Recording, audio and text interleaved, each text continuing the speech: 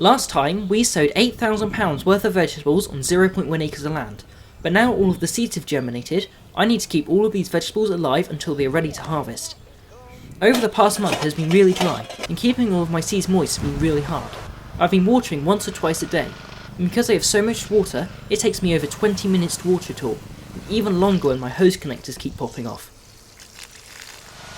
The problem with watering so much is that a lot of weeds start to grow, and I spend nearly every day weeding.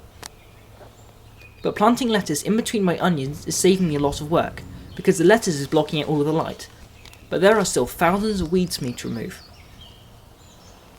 The parts of my patches also need to be weeded. I let them overgrow before my seeds are germinated, so that I do not walk on them.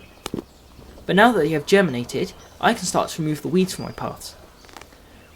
When it finally does start to rain, there will be thousands of slugs trying to eat my lettuces, so to prepare for this I am laying planks of wood out around the patches, especially by plants like lettuce, because slugs love to live under damp wood, and whenever it gets wet, I come and pick all of the slugs off of the wood and move them to the end of the field.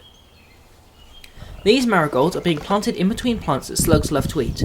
Because slugs hopefully like marigolds more than they do lettuce, they will hopefully go and eat the marigolds and leave the lettuce alone. I also keep the grass as short as possible because slugs will not want to cross short grass as much, because birds can easily pick them out.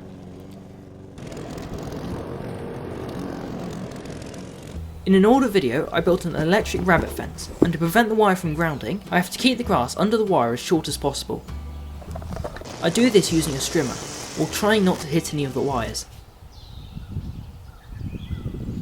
My broad bean plants got infested with blackfly, so to stop them from destroying the plants, I'm using a baking soda, water and vegetable oil mixture. I have a whole video about this, because doing it wrong can really damage or kill your plants. I spray this mixture onto the leaves of my broad beans to kill the blackfly. Potatoes need to be earthed up to stop the growing potatoes from turning green and poisonous when exposed to sunlight. I would have done it earlier, but I've had to wait until it rained, because the ground was too dry and hard to dig through. But now that the ground is wet and soft, I can use a rake to mound the dirt up around the stems of the plants.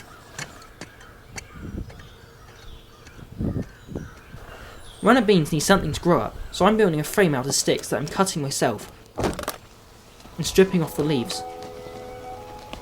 I'm pushing the sticks into the ground and tying baling twine around them every few inches before twisting my runner bean plants around them. This video will show you how I am planning to make £8,000 this year from just 0.1 acres.